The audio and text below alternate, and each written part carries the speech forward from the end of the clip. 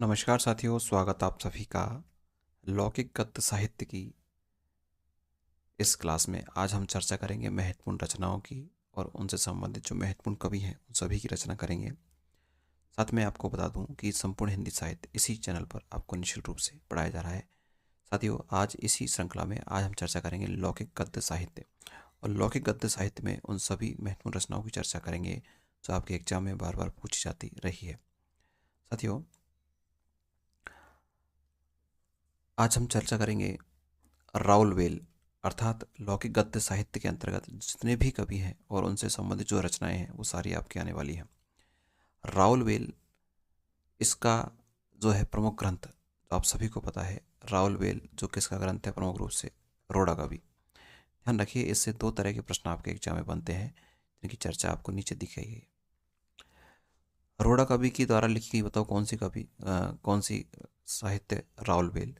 इनका जो रचना काल है साथियों, वो रचना काल है 10वीं शताब्दी। यह रचना सर्वप्रथम शिलाओं पर, ये प्रश्न इंपॉर्टेंट है, कई बार एग्जाम में पूछा गया है। ध्यान रखना है आपको कि जो राउलवेल रोड़ा कवि द्वारा रची गई जो रचना है, इसका जो सर्वप्रथम जो एक तरह से इसको लिखा गया वो किस पर लिखा गया? ध्यान रखना, शिलाओं पर लिखा गया था। बम्बई के प्रिंस वेल्स संग्रहालय से। कौन से संग्रहालय से? बम्बई के प्रिंस वेल्स संग्रहालय से इसका पाठ उपलब्ध करवाकर इसे क्या करवाया गया साथियों? प्रकाशित करवाया गया। यह हिंदी साहित्य की प्राचीनतम गद्य पद्य मिश्रित रचना मानी जाती है। तो ये प्रश्न आपसे पूछा जाता है, ध्यान रखना, पहली रचना हिंदी साहित्य की गद्य पद्य रचना। गद्य पद्य को मिश्रित रूप से क्या कहा जाता है बताओ? चंपू काव्य कहा जाता है। तो राउलवेल कैसी श्रेणी के अंतर्गत आती है? चंपू काव्य की श्रेणी के अंतर्गत आती है, जिसमें गद्य और पद्य दोनों का क्या होता है बताओ? मिश्रण होता है। इस रचना में राउल नामक नायिका के सौंदर्य का कैसा वर्णन किया गया है? नक्सिक वर्णन। तो हिंदी साहित्य में सबसे पहले जो नक्सिक वर्णन की जो परंपरा जो प्रारंभ हुई, वो कौन सी रचना में हुई साथियों? वो कौन सी रचना में हुई? राउलवेल। कौन सी रचना में साथियों? राउलवेल रचना में हुई, जो किसके द्वारा लिखी गई? जो राउलवेल रचना लिखी गई था कौन सी कवि के द्वारा? रोड़ा कवि के द्वारा लिखी गई। तो ध्यान रखना है, इसमें जो महत्वपूर्ण फैक्ट है, एक तो ये किस पर अंकित है? शिलाओं पर अंकित है। ध्यान रखना कैसी रचना है? गद्य पद्य मिश्रित रचना है जिसे चंपू कहा जाता है। और ध्यान रखना इसमें सबसे पहले किसका वर्णन हुआ है? नक्सिक वर्णन इसमें सबसे पहले किया गया है। देखिए, इससे संबंधित और भी कुछ महत्वपूर्ण तथ्य है, जैसे हिंदी में नक्सिक वर्णन की जो श्रृंगार परंपरा है, इस तरह से श्रृंगार लिखना है।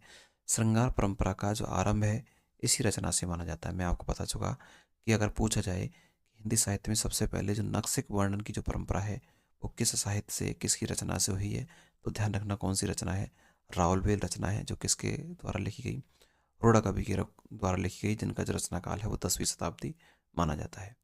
इसकी भाषा में हिंदी की 7 बोलियों के शब्द प्राप्त होते हैं। ध्यान रखना है, हिंदी की कितनी बोलियों के शब्द प्राप्त होते हैं इसमें? हिंदी की 7 बोलियों के शब्द इसमें प्राप्त होते हैं, जिनमें राजस्थानी प्रधान है। जैसे मुख्य रूप से बताओ कौन सी किसकी जो शब्द हैं वो ज़्यादा हैं? राजस्थानी भाषा के शब्द जो सर्वाधिक हैं। इसका शिलांकित रूप मुंबई के म्यूजियम में सुरक्षित है। तो ध्यान रखना, आपको पता है कैसी कृति है ये? शिलांकित कृति है। वेल इस रचना का नायक है। ध्यान रखना, इस रचना का नायक तो कौन है? वेल। कौन है? वेल। और इसकी नायिका बताओ कौन है? राहुल। तो ध्यान रखना है, राहुल वेल रचना का जो नायक है वो तो कौन है? वेल है। इसकी नायिका बताओ कौन है? राहुल है। श्रृंगार वर्णन इसमें किया गया है। इसमें ध्यान रखना, जो नायिका है राव राहुल, इसके नक्शे का वर्णन इसमें किया गया है। ध्यान रखना कैसी कृति है? सलांकित यह कृति है। बताओ कब कब की? 10वीं शताब्दी की ये रचना है। बताओ कैसी रचना है ये? चंपू। बस ये 4-5 चीज़ें आपको इस रचना से संबंधित आपको याद रखनी है। ध्यान रखना, बार बार इससे प्रश्न पूछा जाता है इन्हीं शब्दों से, इन्हीं लाइनों से जो मैंने आपको बताई है। चलिए आगे और कुछ महत्वपूर्ण रचनाओं की अपन चर्चा करेंगे। देखिए, नेक्स्ट जो रचना है आपके इसी साहित्य के अंतर्गत वो है उक्ति व्यक्ति प्रकरण। साथियों, ये जो उक्ति व्यक्ति प्रकरण है ये एक तरह का कैसा ग्रंथ है साथियों? व्याकरणिक ग्रंथ है। कैसा ग्रंथ है ये? ध्यान रखना है आपको। ये ग्रंथ है साथियों कैसा? व्याकरणिक ये ग्रंथ है। इसके लेखक हैं वो कौन है? पंडित दामोदर शर्मा। लेखक कौन है? उक्ति व्यक्ति प्रकरण रचना के लेखक हैं पंडित दामोदर शर्मा। इनका जो रचना काल है साथियों वो है 12वीं शताब्दी। कौन शताब्दी? इनका रचना काल है 12वीं शताब्दी। पंडित दामोदर दास शर्मा महाराज गोविंद चंद्र के सभा पंडित थे। ये जो इनके जो लेखक थे, बताओ किसके सभा पंडित थे? गोविंद चंद्र के जो है सभा पंडित थे। इस रचना में बनारस और उसके आसपास के प्रदेशों की संस्कृति और भाषा पर क्या डाला गया? बताओ, प्रकाश डाला गया। यानी कि बनारस बनारस और उसके आसपास के जो क्षेत्र है उसका इसका विस्तृत वर्णन इसमें किया गया है। इस रचना में उस युग के काव्य रूपों के संबंध में थोड़ी बहुत जानकारी भी प्राप्त होती है। इस ग्रंथ का निर्माण लोक भाषा सिखाने के उद्देश्य से किया गया। ध्यान रखना, इस ग्रंथ का निर्माण किसके लिए? लोक भाषा सिखाने के लिए किया गया। ज़्यादा महत्वपूर्ण नहीं है, आपको ध्यान रखना है। बताओ कौन सा ग्रंथ है ये? व्याकरणिक ग्रंथ है। इसके रचनाकार बताओ कौन है? पंडित दामोदर दास मिश्र, सॉरी, पंडित दामोदर दास शर्मा है। चलिए भाई, आगे हम इससे संबंधित एक और रचना की चर्चा करेंगे, वर्ण रत्नाकर। कौन सी रत्नाकर? बताओ, वर्ण रत्नाकर। इसके आपको लेखक का नाम तो याद रखना ही है। बताओ कौन? कई बार एग्जाम में पूछा गया है इनके लेखक का नाम।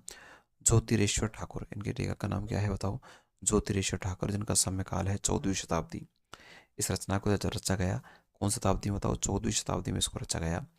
ज्योतिरेश्वर ठाकुर मैथिल भाषा के कवि थे। कौन सी भाषा के? बताओ, मैथिल भाषा के। तो आपको कमेंट्स करके बताना है कि जो विद्यापति थे, विद्यापति, ये कौन सी भाषा के कवि थे? आपको कमेंट्स करके बताना है। मैथिल भाषा के कवि थे, बताओ कौन? विद्यापति। इस रचना की भाषा शैली को देखने से यह एक कैसा प्रतीत होता है? शब्दकोश। तो ध्यान रखना है, वर्ण रत्नाकर क्या है? एक तरह का क्या है? शब्दकोश है। क्या है? बताओ, एक तरह का शब्दकोश है। यह मैथिल हिंदी में रचित गद्य पुस्तक है। इसे मैथिल का विश्वकोश भी कहा जाता है। किसे? वर्ण रत्नाकर को।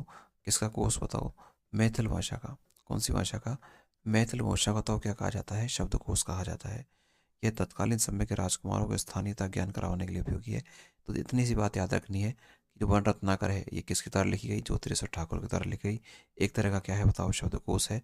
बताओ किसका शब्दकोश है? मैथिल भाषा का शब्दकोश है। इतना सा आपको याद रखना है, बाकी ज़्यादा महत्वपूर्ण इसमें नहीं है। ये ध्यान रखना, ज्योतिरेश्वर ठाकुर कई बार एग्जाम में इसमें से पूछा जाता है। चलिए भाई, अगले अपन बात करें उससे पहले छोटी सी जानकारी मैं आपको दे दूं। साथियों, मैं आपको बता दूं कि इस चैनल पर आपको जो हिंदी साहित्य है, हिंदी साहित्य और पूरा संपूर्ण हिंदी साहित्य, आपका संपूर्ण हिंदी व्याकरण, आपकी संपूर्ण शिक्षण विधियाँ, साथ ही साथ में शिक्षा, मनोविज्ञान, ये सभी चीज़ें आपके लिए यहाँ पर इस चैनल पर बिल्कुल निःशुल्क हैं। बिल्कुल कैसी है साथियों? फ्री हैं। तो आप हमारे चैनल से नहीं जुड़े हैं तो चैनल को सब्सक्राइब करके जरूर जुड़िएगा और अपने मित्रों को शेयर जरूर कीजिएगा। Thank you.